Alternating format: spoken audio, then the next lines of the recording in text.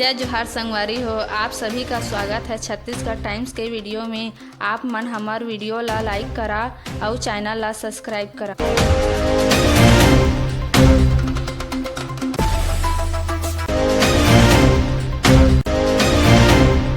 Collectors का आदेश, रबी season में धान बुआई न करें किसान।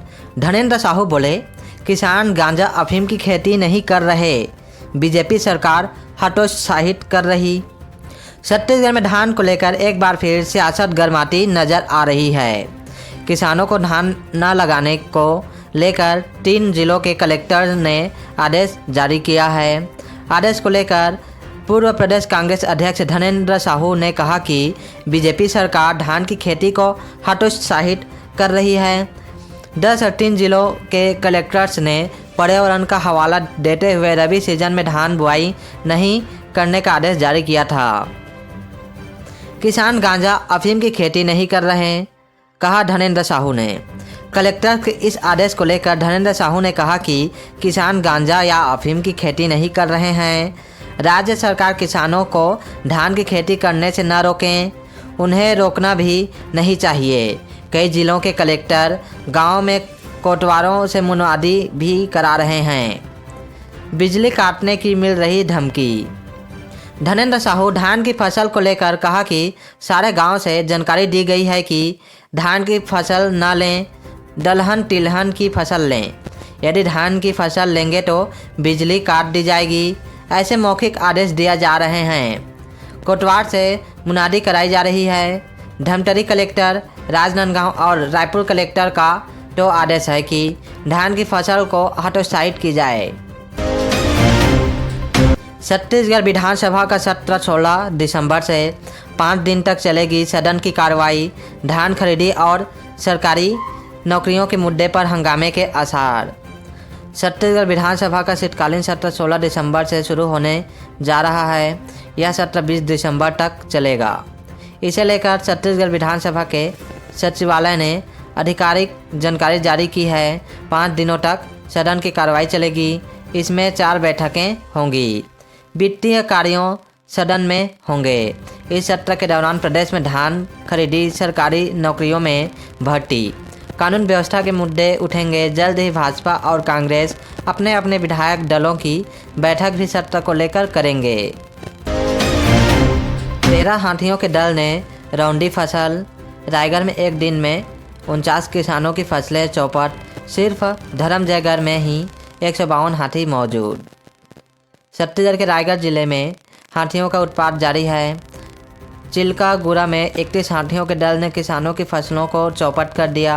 फसल को खाने और दौड़ने का वीडियो भी सामने आया है।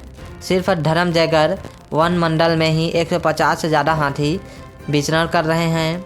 धर्मजयगढ़ वन मंडल के लेलुंगा वन परिक्षेत्र में हाथियों का दल विचरण कर रहा है।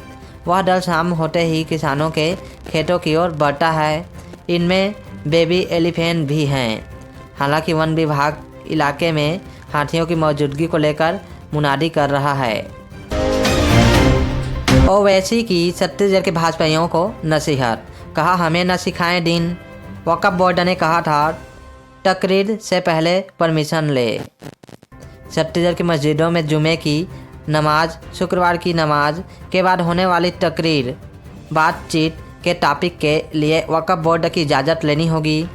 टॉपिक विवादित ना हो, इसलिए छत्तीसगढ़ वक्फ बोर्ड के सदस्यों ने यह निर्णय लिया है कि मुतवल्ली मस्जिद की संपत्ति का प्रबंध करने वाला इस नियम का पालन नहीं करेगा, उसके खिलाफ लीगल एक्शन लिया जाएगा। छत्तीसगढ़ वक्फ बोर्ड के अध्यक्ष डॉक्टर सलीम राज ने इस संबंध में मौखिक निर्देश जारी किए हैं। इस पर सांसद असदुद्दीन ओवैसी ने कहा कि अब भाजपाई हमें बताएंगे दिन क्या हैं। अब अपने दिन पर चलने के लिए इनसे इजाज़त लेनी होगी। वहीं इस पर सीएम साय के मीडिया सलाहकार पंकज कुमार झा ने ओवैसी पर तंज किया है। उन्होंने कहा कि मियां वक्फ बोर्ड किसी सरकार के सीधे अधीन नहीं होता। वक्फ बोर्ड में अभी अधिकतर सदस्य कांग्रेस की ओर से नियुक्त किए गए हैं। छत्तीसगढ़ शराब घोटाला केस, अब सीबीआई की एंट्री। अरुण पट्टी के इन्वॉल्वमेंट की होगी जांच।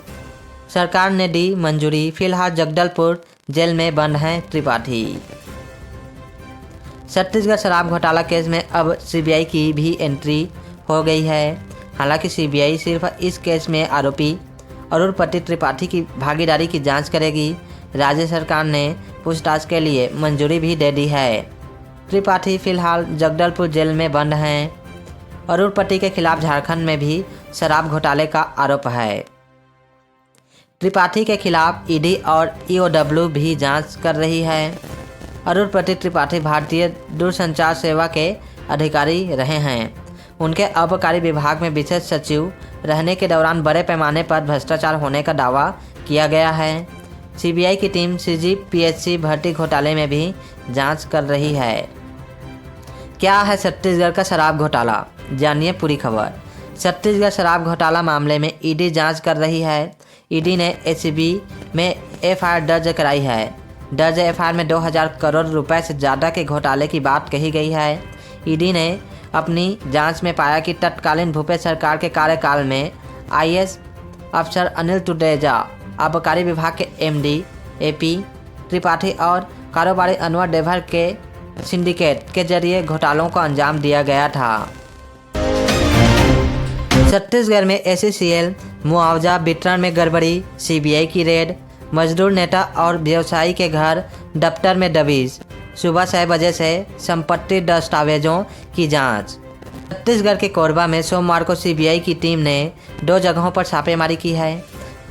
मजदूर नेता और व्यवसायी के घर दफ्तर पर कार्रवाई चल रही है। एससीएल के मुआवजा वितरण में अनियमितता के आरोपों के बाद अफसर दोनों जगहों पर संपत्ति और दस्तावेजों की जांच कर रहे हैं। जानकारी के मुताबिक हड्डी बाजार निवासी श्यामू खुशहाल जायसवाल इंटक के जिला अध्यक्ष हैं। उनके घर पर सीबीआई की टीम सुबह 6 बजे से जांच कर रही है। इसके अलावा दीपका में कटघोरा रोड निवासी व्यवसायी राजेश जायसवाल के घर और दफ्तर में भी सीबीआई ने दबिश दी है।